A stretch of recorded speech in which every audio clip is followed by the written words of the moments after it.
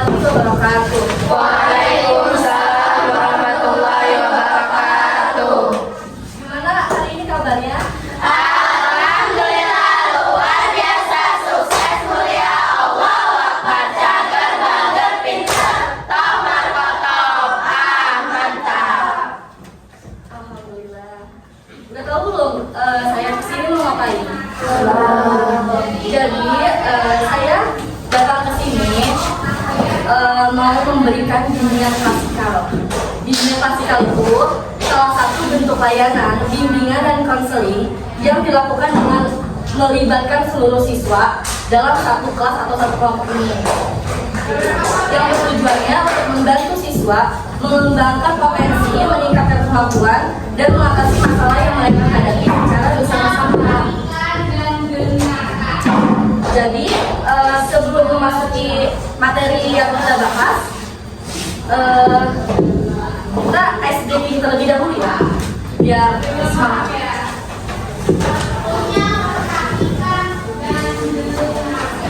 Jadi gini, kalau misalkan nanti saya bilang pagi, kalian tepuk tangan satu. Siang, tepuk tangan 2 kali. Sore tepuk tangan 3 kali.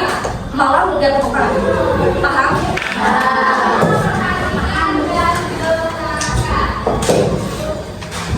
Siang, malam. Masih ada dulu fokus ya. Pagi, sore, pagi, malam, siang, pagi, sore, pagi, siang, malam.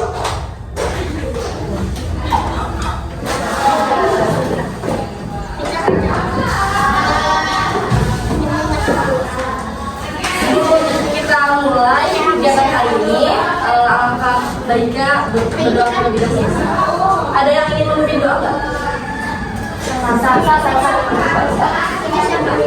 Siapa yang mau memimpin?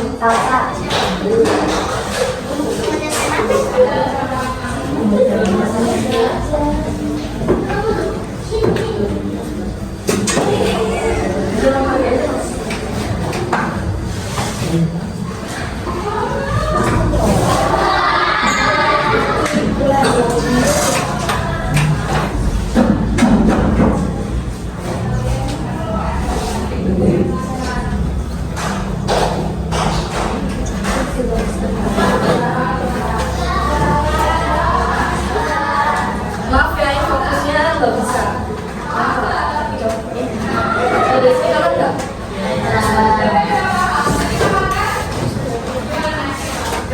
Ini materinya mengendalikan emosi diri siswa.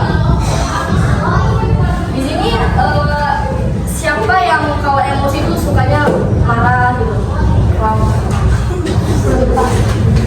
Marahnya nggak bisa dipendam atau dikeluarin. Lainnya, kalau teman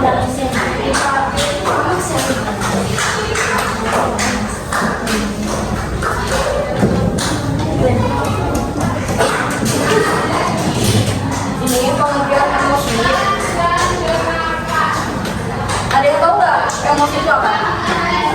Tahu pengertiannya? Ada yang tahu? Nggak ada. Jadi emosi itu dorongan untuk bertindak, reaksi terhadap rangsangan dari luar dan dalam diri individu. Jenis emosi ada tahu nggak? Adanya apa aja? Emosi itu ada yang negatif sama yang positif. Yang positif contohnya apa?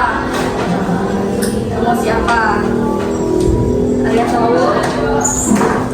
Bahagia itu emosi apa? Positif. Yang positif. Kalau yang negatifnya? Selain marah? Sedih. Takut. Jenis emosi. Emosi negatif itu perasaan tidak menyenangkan, mengganggu, dan biasanya diekspresikan sebagai ketidaksukaan seseorang terhadap sesuatu. Misalnya cemas, marah, dan Sedangkan emosi positif adalah perasaan ketika kita mengalami sesuatu yang menyenangkan atau membawa dampak positif dalam diri kita. Misalnya bahagia saat mendapatkan hal-hal yang kita mau.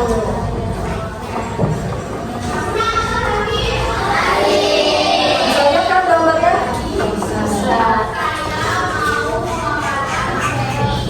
Nah, ini ada emosi bahagia. Bahagia itu yang biasanya manusia alami ketika mengalami hal-hal menyenangkan dalam pencapaiannya. Selanjutnya ada yang sedih.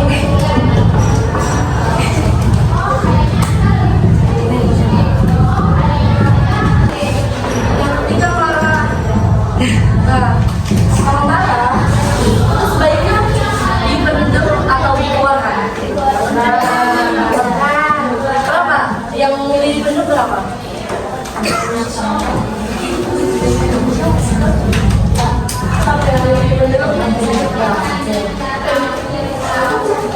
Kalau marah itu lebih baiknya dikeluarkan.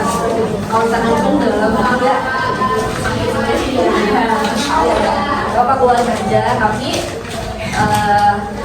jangan sampai apa ya, teman-teman yang lain segala tuh tahu lah, sampai sudah menuju teman-teman juga. Kita takut. Respon emosional terhadap ancaman atau bahaya yang dirasakan dan secara nyata maupun psikologis. Kalau takut biasanya takut karena apa?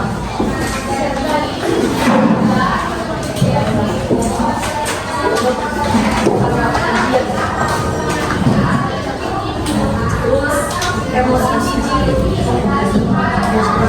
Emosi ini enggan atau tidak suka terhadap sesuatu atau seseorang. Bisa dipicu oleh berbagai hal seperti bau, rasa, penampilan, atau bahkan perilaku orang lain. Nah, selanjutnya ada emosi terkejut. Emosi ini respon terhadap situasi yang tiba-tiba atau tidak terduga. Dari keenam emosi ini yang biasanya dirasakan emosi apa? Ada marah, bahagia, sedih. Sedih yang bisa dirasain. Sedih kenapa tuh?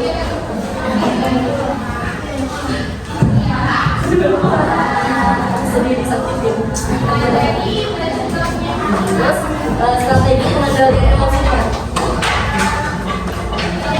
Sebelumnya ada yang mau tanyain nggak? Nggak ada.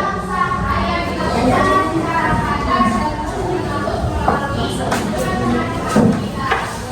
Selanjutnya ada strategi pengendalian emosi. Semua emosi itu harus bisa dikendalikan. Caranya gimana ya? Nah, yang pertama ada pengenalan dan pemahaman emosi. Maksudnya, individu perlu mengenali emosi yang sedang dirasakannya, apa penyebabnya, bagaimana emosi tersebut mempengaruhi perilaku. Terus yang kedua, teknik relaksasi. Nah, dalam teknik ini, relaksasi, tahu nggak relaksasi? Pernapasan dalam, meditasi, atau relaksasi otot progresif untuk menenangkan pikiran saat emosi memuncak. Yang ketiga, reframing kognitif, yaitu mengubah cara pandang terhadap situasi yang memicu emosi negatif agar bisa menjadi lebih tenang dan rasional. Caranya buat apa? Biasanya kalau misalkan kalian lagi marah nih, cara biar mengendalikan emosinya gimana? Jadi dulu jalan-jalan ya. Selanjutnya ada manajemen stres, yaitu mengatur beban kerja, menjaga pola tidur dan makan, serta memiliki waktu untuk aktivitas yang menyenangkan. Kalau misalkan kalian mengalami emosi, kalian harus bisa memanajemen waktu. Jangan apa ya, jangan berlebihan dalam emosi, harus mencari kebahagiaan yang lain. Yang terakhir ada menyalurkan emosi secara positif. Menyalurkan emosi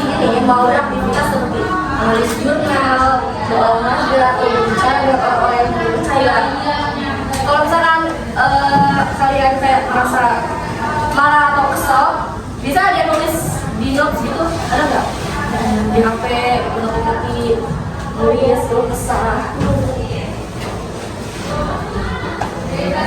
Ada yang mau tanya nggak? Terus yang terakhir, dampak emosi yang tidak stabil. Dari dampak emosi ini dapat memicu gangguan kesehatan mental seperti kemarahan, kecemasan, atau kesedihan yang menyebabkan gangguan seperti depresi dan gangguan kecemasan. Terus ada masalah fisik. Stres emosional dapat meningkatkan resiko penyakit jantung, tekanan darah tinggi, dan gangguan tidur. Terus ada kesulitan sosial. Emosi yang tidak terkendali dapat menyebabkan konflik dalam hubungan, isolasi sosial, dan penurunan kualitas hubungan interpersonal. Yang terakhir, performa akademik atau pekerjaan yang menurun. Kalau misalkan kalian marah atau kesel, itu biasanya kan di sekolah juga males-malesan ya, dan itu mengganggu fokus belajar, ya akhirnya akademiknya menurun. Di sini ada yang mau tanyain Kak?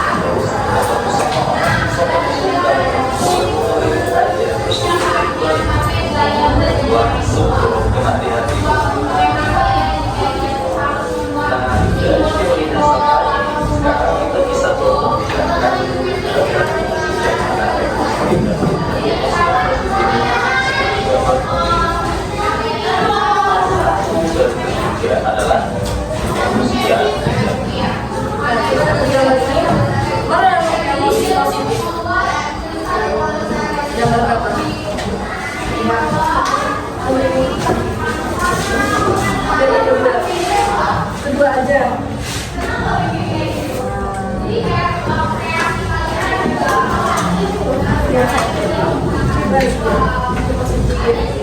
Yang positif itu gambar 2 dan 4, yang negatif gambar 1 dan gambar 3.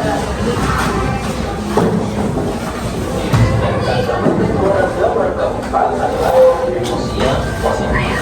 Nah, saudara, pada dasarnya itu harus diekspresikan dulu, karena kalau tidak, emosi bisa berbahaya bagi kita.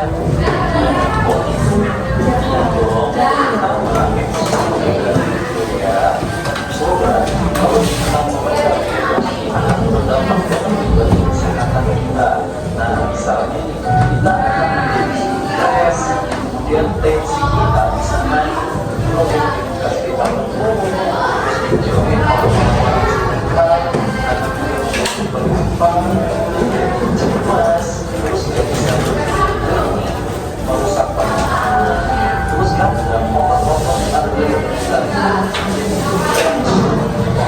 jangan dibuatkan meningkat kemarahan yang nggak bisa mengontrolnya. Misalnya sobat marah saat mendengar suatu kalangan dan sobat melampiaskan tidak boleh seperti itu.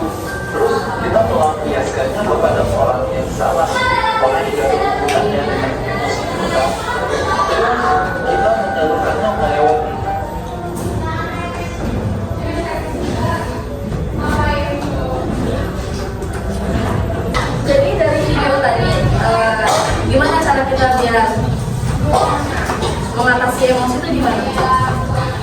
Dengan cara apa tuh? Dengan cara apa? Jalan-jalan. Oh, menyenangkan kan? Selain jalan-jalan apa? Jajan. Kalau ada duitnya. Terus apa lagi? Bunuh diri. Balik sebelah.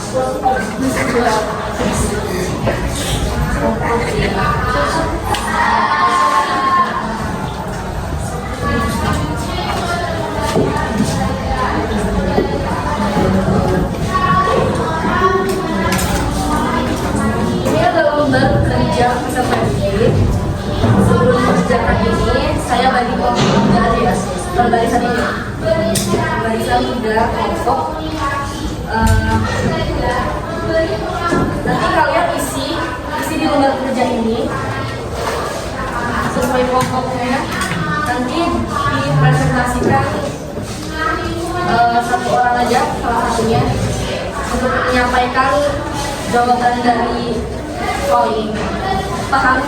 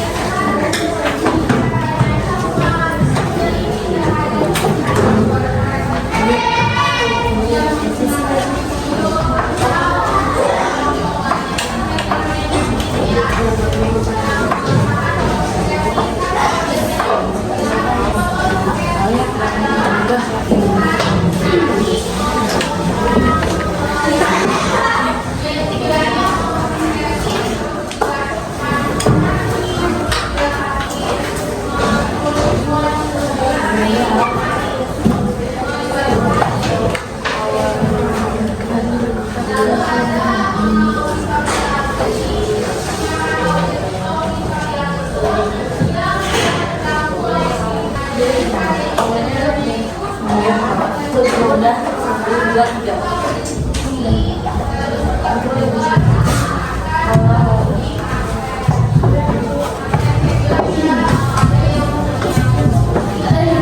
Diskusi ya, diskusi.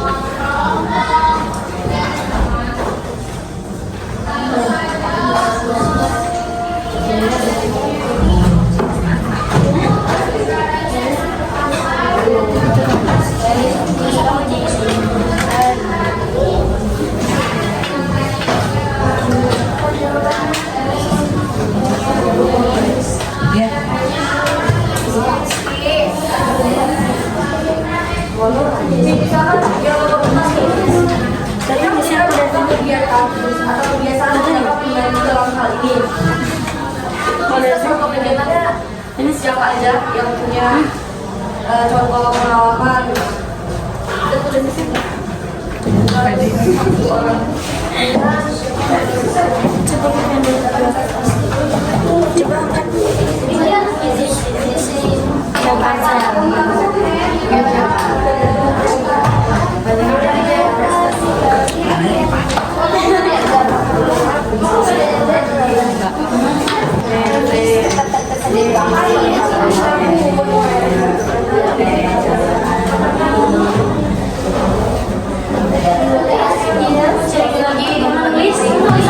Cerita.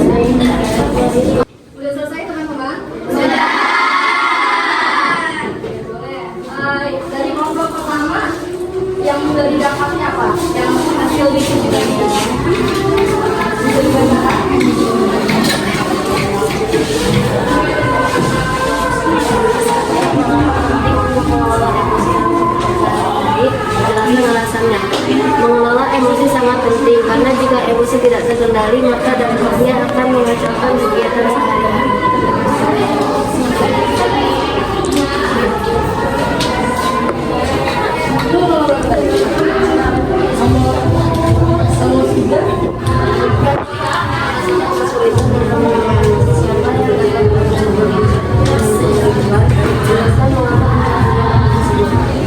Jika saya terlibat dalam mengelola emosi, maka ada hal yang akan menjadi agar mereka bisa mengambil dengan cara yang baik dan bisa senyum-senyum. Boleh tepuk tangan untuk kelompok. Selanjutnya kelompok 2. Mana hasilnya? Bisa dibacakan?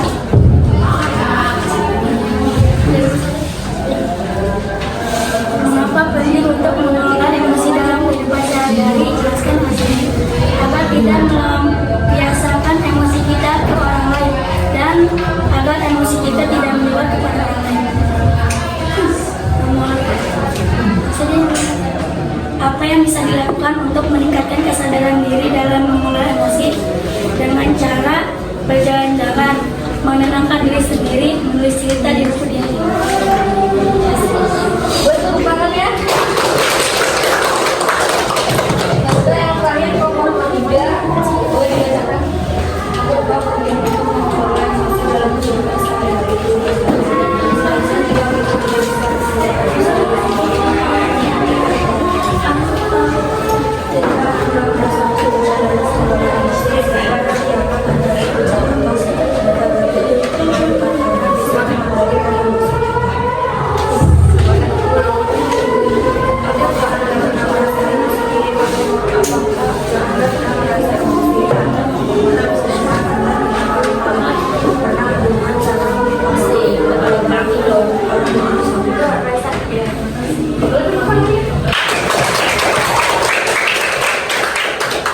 Baik, terima kasih teman-teman sudah mengerjakan lembar kerja ini. Boleh dikumpulkan di mejanya masing-masing.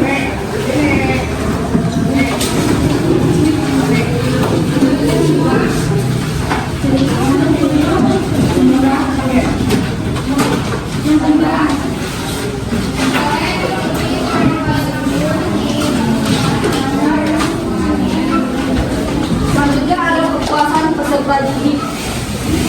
Nanti kalian bisa centang di kolom ini. Ini ada sangat memuaskan dan kurang memuaskan, ya.